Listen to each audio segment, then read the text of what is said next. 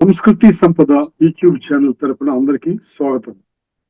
శ్రీనాథుని శృంగార నైషధం కావ్యపఠనం కావిస్తున్నది శ్రీ నూతలపాటి వెంకటరత్న శర్మ గారు. వారు ఈ కావ్య పఠనాన్ని ధారావాహిక ప్రసంగంలో ప్రసంగిస్తున్నారు. వారి ధారావాహిక ప్రసంగంలో ఈరోజు 11వ ప్రసంగం చేస్తున్నారు. శ్రీ రత్నశర్మ గారికి స్వాగతం. నమస్తే. కోరి లీలాగేహ కుడ్యభాగంబుల వ్రాయుదురు అమ్మహేశ్వరుని మూర్తి. కోరి లీలాగేహ కుడ్యభాగంబుల వ్రాయుదురు అమ్మహేశ్వరుని మూర్తి. రాశి కన్యాత్వ గౌరవము విసరవోవ దర్శింతురనురాగ తరల దృష్టి. దర్శించి అతనికే తగుదునో తగనొయంచు ఇంచుక సంశయంతురాత్మ. సంశయించి కరాంబుజముల క్రొమ్మించుటద్దములెత్తి చూతురు దమ్ముతారు రాజకన్యలు జగతి. ఆ క్రమమునందు కందువారల నిట్టూర్పు గాట్పు వేడి ముగురములు చారు మోహనమూర్తి అనగ బరగు దమయంతి చేతి దర్పణము దక్క.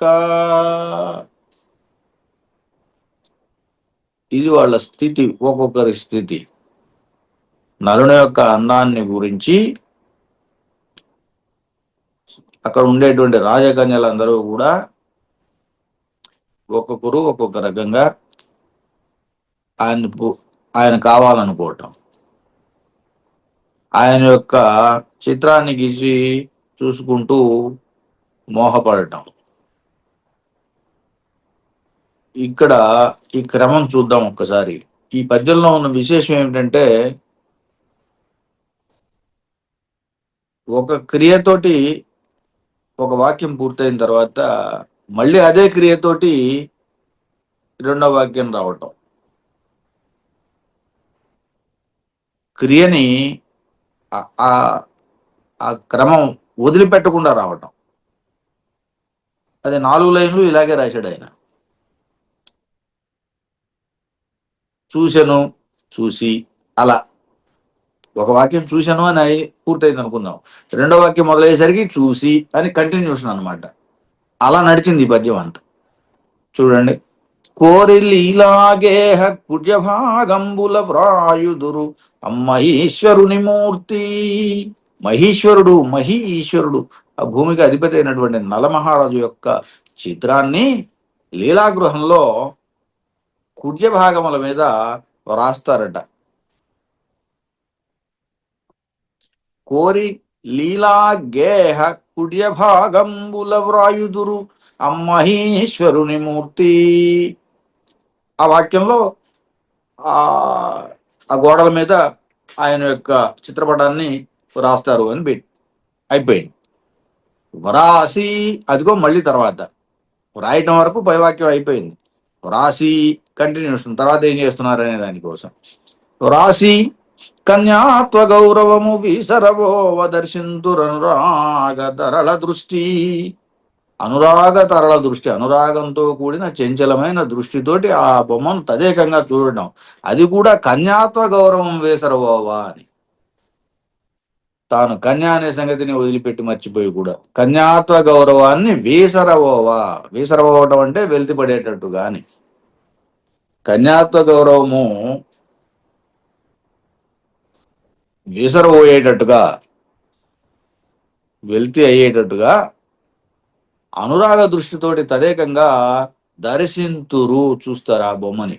ఏదైతే వాళ్ళు ఆ లీలా గృహంలో గోడలపై రాశారో ఆ బొమ్మని చక్కగా చూస్తారు అనురాగ దృష్టితోటి అని. దర్శించి, ఇప్పుడు చూస్తారనే దగ్గర ఆపాం, దర్శించారని.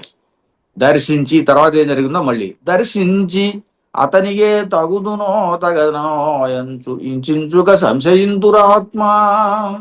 అతనికి ఏం నేను తగుదునో తగనో, సరిపోతానో సరిపోనో అంచు ఇంచుక సంశయించురు ఆత్మ.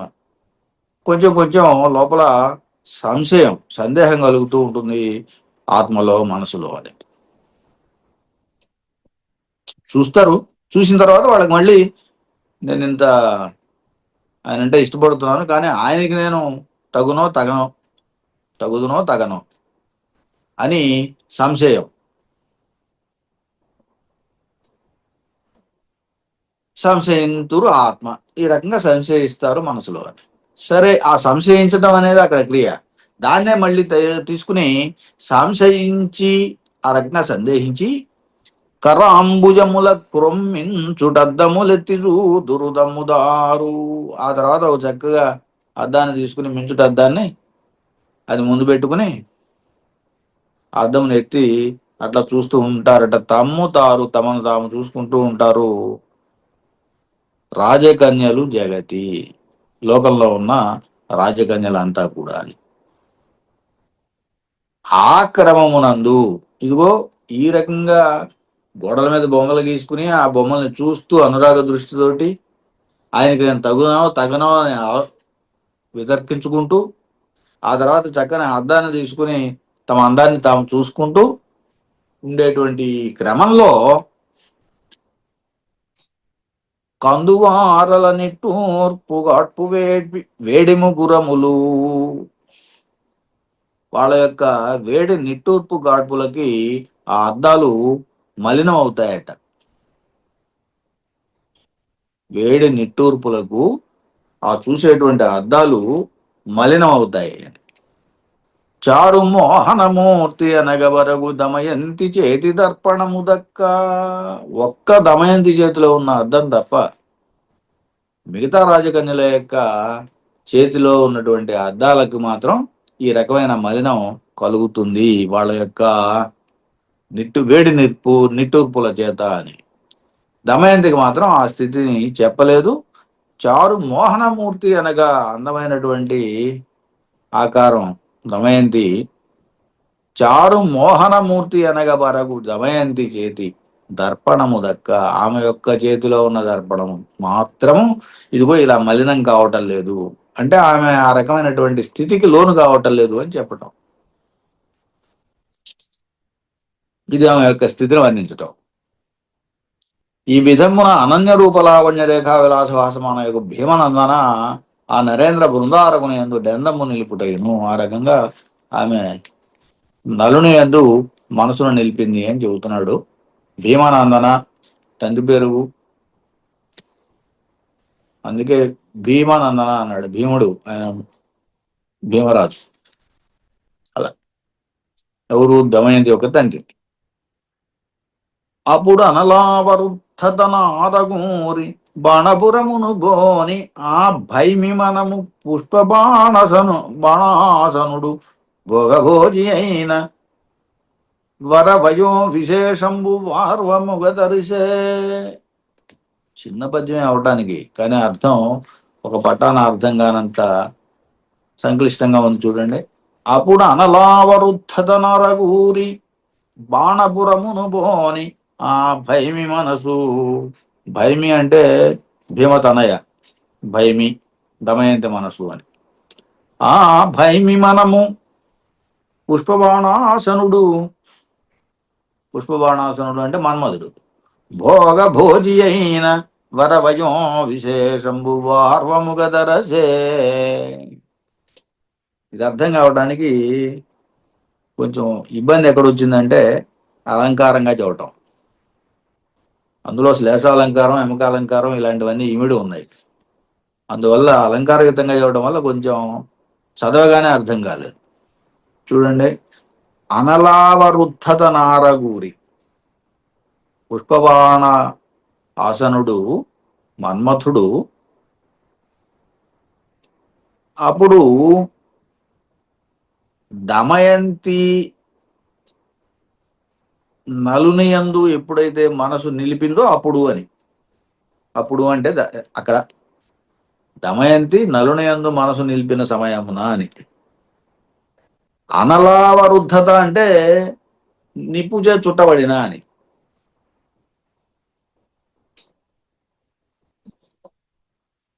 నార అనలావరుద్ధతన్ ఆరగూర. ఆరన్ అంటే చక్కగా ఊరి పొంది బాణపురమును గోని. బాణపురము బాణుడి కథ, బాణాసుర సంబంధమైన కథ. ఇదేంటంటే ఆయన ఆ పురానికి శోణితపురం, దాని చుట్టూరుతోటి అగ్ని ప్రాకారం ఉందట. అందుకనే ఇక్కడ బాణపురమును పోని ఆ భయమి మనము అన్నాడు. అనిరుద్ధుడు, కృష్ణుడు, బలరాముడు వీళ్ళు ఉషా కోసం, ఉషా పరిణయంలో ఉషాదేవి కోసం అక్కడికి వెళ్తారు. అక్కడ చెరలో పడి ఉన్నప్పుడు అతన్ని విడిపించడానికి ఎవరిని, అనిరుద్ధుణ్ణి, శ్రీకృష్ణుడు బలరాముడు వీళ్ళంతా వెళ్తారనమాట. ఆ పురం ప్రవేశించారు. ఆ కథని ఇక్కడ మనం కలుపుకుంటే తప్ప దీనికి అర్థం సరిగా తెలియదు.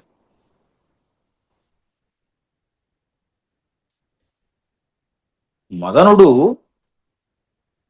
తాను నిప్పు ప్రాకారముచే చుట్టబడినటువంటి శోణితపురమును గరుత్మంతుని చేత ఎట్లా ప్రవేశించాడో అట్లా ఇక్కడ నలరాజు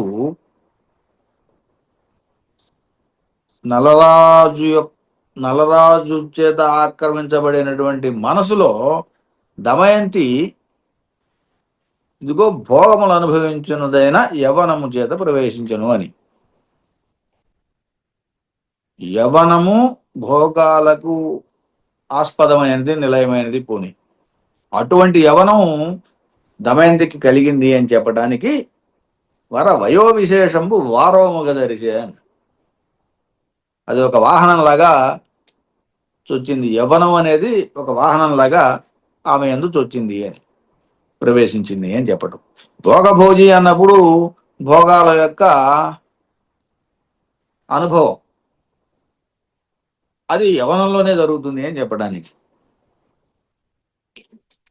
ఇట్లా ఈ రెండు కథల్ని ఇక్కడ భోగభోజి అనేటప్పుడు, అలాగే వీటికి శ్లేషలో కూడా రెండు అర్థాలు ఆ కథకి ఈ కథకి ముడిపడేటట్టుగా చెప్పటం వల్ల మనకు వరవి ఈ ఒకవైపునేమో దమయంతి కథ నడుస్తోంది, మరొక వైపున ఈ కథ చెప్పాల్సి వచ్చింది. ఏది ఉషా పరిణయానికి సంబంధించినటువంటి కథలో ఎట్లా అయితే ఆయన లోపలికి ప్రవేశించాడో అని చెప్పటం.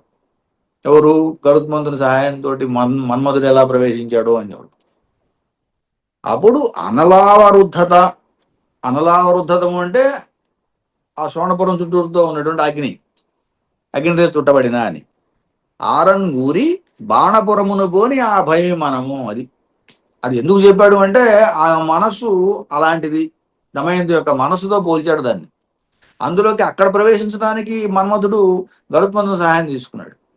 ఇక్కడ మన్మధుడు ప్రవేశించడానికి యవనం అనే దాన్ని ఆసరాగా తీసుకుని ఆమె మనసులో చొరబడ్డాడు అని చెప్పటం.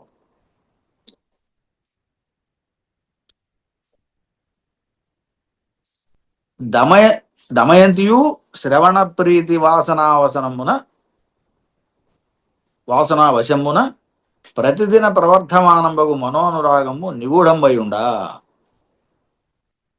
దమయంతి కూడా శ్రవణ ప్రీతి వాసనావశమున, ఇది శ్రవణం అంటే వినటం, ప్రీతి అంటే ప్రేమ, వీటి యొక్క సంబంధం వాసన, దానికి వశమై ఉండటం వల్ల ప్రతిదినము ప్రవర్ధమానంబగు మనోనురాగము నిగూఢంబై ఉండ. అది పైగా రహస్యంగా లోపల ఉంది, ప్రవర్ధమానమవుతూనే ఉంది. మనోనురాగము అది కూడా నిరూఢంబై ఉండ, స్థిరపడిందిగా, గట్టిగా స్థిరపడి ఉన్నది ఆయన మీద అనురాగం అనేది. అలా ఉన్న సందర్భంలో అక్కడికి అది సభ, తండ్రి గారి సభ, అనేక మంది వస్తూ పోతూ ఉండేటువంటి సభ. అక్కడ ఏం జరుగుతుందో చూద్దాం. జనగుంగొల్వగ వచ్చినప్పుడు తదాస్థానంబులో పాఠకుల్ వినుత ప్రౌఢి వసుంధరాధిపతులన్ వేర్వేరు కీర్తించుచో వనితారత్నము వీరసేన తనయున్ వర్ణింపగా ఉన్నత స్తన భారంబు గలంకులన్ నినుచు చెంచల్లీల రోమాంచముల్. వీరసేన తనయుడు, నలుని యొక్క తండ్రి పేరు వీరసేనుడు. వీరసేన తనయుడు అంటే నలుడు అనమాట. వీరసేన మహారాజు యొక్క కుమారుడు నల మహారాజు. జనగుంగొల్వగ వచ్చినప్పుడు, ఇక్కడ జనకుడు ఎవరు? దమయంతి యొక్క తండ్రి భీముడు. భారతంలో భీముడు కాదు సుమా. జనగుంగొల్వగ వచ్చినప్పుడు తదాస్థానంబులో, ఆయన యొక్క ఆస్థానంలో పాఠకుల్ వినుత ప్రౌఢి వసుంధరాధిపతులను వేర్వేర కీర్తించుచో, అక్కడ ఉన్నటువంటి రాజులందరినీ కూడా ఈ పాఠకులు అంటే వందిమాగదులు, భట్టులు, ఈ ఈ భట్టులు రకరకాలుగా పొగుడుతూ ఉంటారు. వసుంధరాధిపతులను వేర్వేర కీర్తించుచో, ఒక్కొక్కళ్ళని విడివిడిగా రాజులందరినీ కూడా కీర్తించే క్రమంలో వనితారత్నము వీరసేన తనయున్ వర్ణింపగానున్నత స్తనభారంబు గలంకులన్నినుచు చెంచల్నీల రోమాంచములు. ఆ సమయంలో వీరసేనుని వర్ణించే సందర్భంలో, వీరసేనుని కుమారుడైనటువంటి నలుణ్ణి వర్ణించే సందర్భంలో వీరసేన తనయుని వర్ణింపగా, అప్పుడు ఆ వనితారత్నం యొక్క ఉన్నత స్తనభారము, ఉన్నతములైనటువంటి స్తనములు, కెలంకులను నినుచు చెంచల్లీల రోమాంచముల్, పార్శ్వములందు ఆ విశాలమైన వల్ల కుచముల యొక్క పార్శ్వముల యందు చెంచల్లీల రోమాంచములు కలిగేవట. అతిశయించున్న విలాసముతో రోమాంచముల్ పులకలు నిండించును. పులకలు కలుగుతాయి, రోమాంకురము కలుగుతుంది అని. రోమాంకురం అనేది ఎప్పుడు కలుగుతుంది అనే దానికి మనం మళ్ళీ ఒకసారి అలంకార శాస్త్రంలోకి వెళ్తే ఈ రోమా పులకలు ఎప్పుడు కలుగుతాయి అని చెప్తాడు.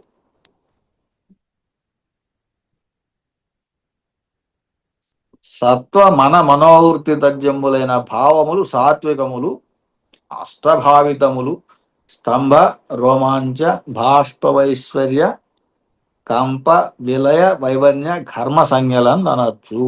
ఇదిగో ఇలా రోమాంచము అనే సాత్విక భావం ఇక్కడ చెప్పబడింది అలంకార శాస్త్రంలో. మొత్తం మీద భావంగా చెప్పుకోవాల్సి వచ్చినప్పుడు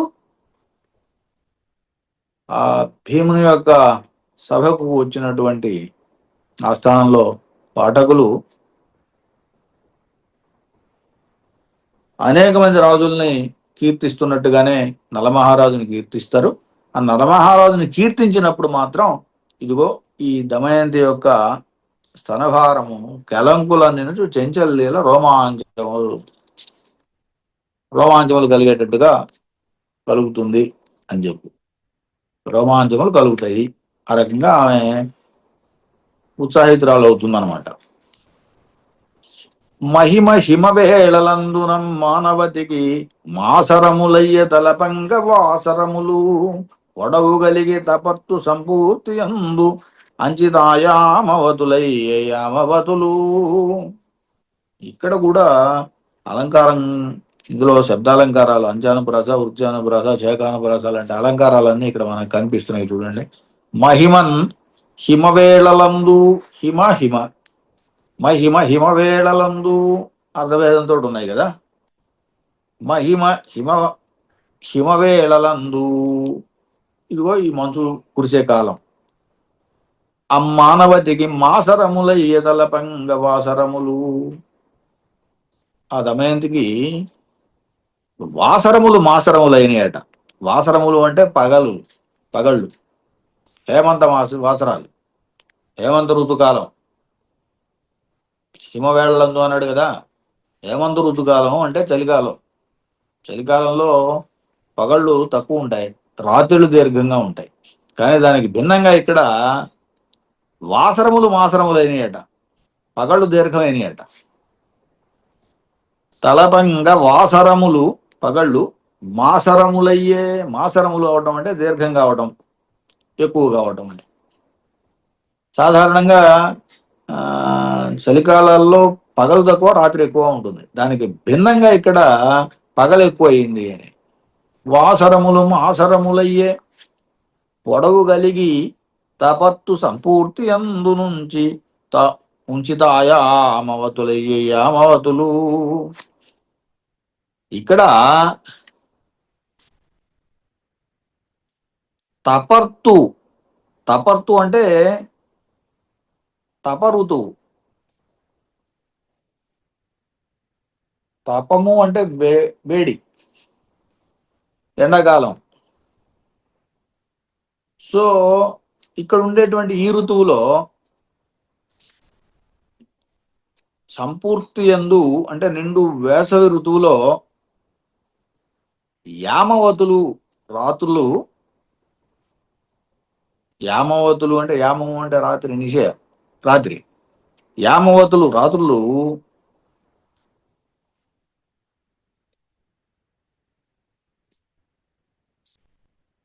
పొడవు కలిగి తపత్తు సంపూర్తి అందు అంచితాయామవతులయ్యే యామవతులు. అంచితమైనటువంటి ఆయామవతులు అయినవి, నిడివి గలవైనవి, పొడుగైనటువంటివి అయినవి, అంటే ఎక్కువైనవి. ఏమిటైనవి? రాత్రులు ఎండాకాలం ఎక్కువైనవి. ఎండాకాలం పగలు ఎక్కువ ఉంటుంది, కానీ ఇక్కడ రాత్రులు ఎక్కువైనాయి అని చెబుతున్నాడు, విపర్యంగా చెబుతున్నాడు. సాధారణంగా రేపవాళ్ళు ఎక్కువ అవటం అనేది కారణం ఏమిటి? ఇక్కడ ఎంతవరకు చెప్పాడు బాగానే ఉంది. తక్కువగా ఉండాల్సినటువంటి శీతాకాల పగళ్ళు ఎక్కువగా పొడుగ్గా అయినాయి, దీర్ఘమైనవి. సాధారణంగా ఎక్కువగా ఉండాల్సినటువంటి ఎండాకాలపు రాత్రులు, తక్కువగా ఉండాల్సిన ఎండాకాలపు రాత్రులు ఎక్కువ అవటం ఏమిటి? దీనికి కారణం ఏమిటి అంటే ఆమె యొక్క చింతా కారణం. దమయంతి నలుని యందు మనసును నిలిపి ఉండటం వల్ల, ఆయన యొక్క ఆలోచనలతో గడుపుతూ ఉండటం వల్ల ఇదిగో ఇలా తోస్తున్నాయని విరోధాభాసం. అలాగే హిమవేళలు అన్న దగ్గర చేకానుప్రాస, అలాగే మాసరములు వాసరములు అంచానుప్రాస, అలాగే యామవతులు, ఈ యామవతులు ఇది యమకం. ఇలా రకరకాలైనటువంటి అలంకారాలు దీంట్లో మనకు కనిపిస్తాయి. పద్యం చాలా చిన్నదే కానీ చెప్పే క్రమంలో అలా ఉన్నది. సఖులు తా పుష్పాస్త్రు సామ్రాజ్య పదవికి అభిషేకమునరించునవనినాథున్ నలనామధేయమైన తృణంబు వినబడ్డ అధిపతి పేరు విన్న ఎట్ల ఎలరు నిషధ దేశపు విప్ర నికరంబు పూజించి అలయక ప్రియశుద్ధి అడుగ తలచు అభ్యాసవశమున ప్రాణేశ్వరుని మీది ఇంచు గీతములు వాయించు వీణ నేర్పుగల చిత్రకరులచే నిలయ భిత్తి భువన మోహనాకారత బొలుపు మిగుల మగని మగువను వ్రాయించి మది తలంచు నిషధరాజును తనుగా నీరజాక్షి. ఇక్కడ ఏంటంటే సఖులు తాను పుష్పాస్త్రు సామ్రాజ్య బదువికిన అభిషేకమునరించు నవనినాథుని. అదిగో నలుడికి అభిషేకం చేయటం. పుష్పాస్త్రు సామ్రాజ్య పదవికి అభిషేకమునరించు సకులు తాను కూడా మన్మధుని యొక్క సామ్రాజ్య పదవికి నలుని గూర్చి అభిషేకం చేయటం, నలునికి పట్టాభిషేకం చేయటం. నలనామధేయమైన తృణంబు వినబడ్డ అధిపతి పేరు విన్న ఎట్ల ఎలరు. నల అని పేరు వినిపిస్తే చాలు ఆ రాజుగారి పేరు నలుని పేరు అని అనుకోవటం, ఆ రకంగా ఆనందపడటం. ఇక్కడ నలనామధేయమైన తృణము అని చెబుతున్నాడు. గడ్డి, నిజానికి రెల్లు గడ్డికి నలము అని పేరుంది. అమరంలో నల పూటగలే రాజ్ఞి అని రాశాడు. కాబట్టి నలము అంటే రెల్లుగడ్డి. కానీ ఇక్కడ నల అని వినిపిస్తే చాలు అది నలుడి పేరేమో అని చెప్పేసి ఆనందపడటం. నలనామధేయమైన తృణంబు వినబడ్డ అధిపతి పేరు విన్న ఎట్ల ఎలరు. నిషధ దేశపు విప్ర నికరంబు పూజించి అలయక ప్రియశుద్ధి అడుగదలచు. నిషధ దేశం నుంచి ఎవరైనా విప్ర నికరం వస్తే, విప్రులు వస్తే వాళ్ళని పూజించి ఆయన యొక్క విశేషాలు అడగటం, నలుని యొక్క విశేషాలను అడగటం. నిషధ దేశపు విప్ర నికరమును పూజించి అలయక ప్రియ శుద్ధి, శుద్ధి ప్రియ శుద్ధి అంటే ప్రియుని యొక్క వివరం అడగటం అన్నమాట. అడుగదలచ్చు. అభ్యాసవశమున ప్రాణేశ్వరుని మీది ఇంచు గీతములు వాయించు వీణ. అభ్యాసవశమున ప్రాణేశ్వరుని మీది ఇంచు గీతములు వాయించు వీణ. వీణ మీద చక్కగా గీతాలు, ఎవరు నలుడి మీద, ప్రాణేశ్వరుని మీద ఇంచు గీతములు వాయించు వీణ. ఇంచు గీతములు అంటే మనోహరమైనటువంటి పాటలు అని. పాటల్ని వీణ మీద వాయిస్తుంది అభ్యాసవశమున అన్నాడు. నేర్పుగల చిత్రకరులచే నిలయ భిత్తి భువన మోహన ఆకారద పొలుపు మిగుల మగని మగువను వ్రాయించి మదిదలంచు నిషధరాజును తన్నుగా నీరజాక్షి. సరే, చిత్రకారులను పిలిపించి చక్కగా గోడల మీద మగువ మగని మగువ భార్యాభర్తల బొమ్మలను గీయించి వ్రాయించి మదిందలచు నిషధరాజును తన్నుగా నీరజాక్షి. భార్యాభర్తల బొమ్మల్లో తాను అలాగే నలుడు అని ఆనందిస్తోంది అని అలాంటి బొమ్మలు గీయించటం, గీయించిన తర్వాత భర్త నలుడని భార్యగా తాను అని ఆ బొమ్మలకి ఆరోపించటం, ఇలా ఆనందపడటం అనేది ఇది సందర్భం. ఇలా తాను పూర్తిగా నలుని యందు దమయంతి అనురక్త అయి ఉన్నది అని చెప్పటం. తర్వాత మిగతా భాగాన్ని రేపు చూద్దాం. స్వస్తి.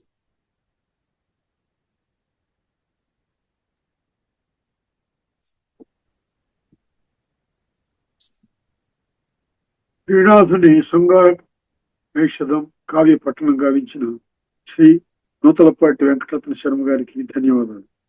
నమస్తే.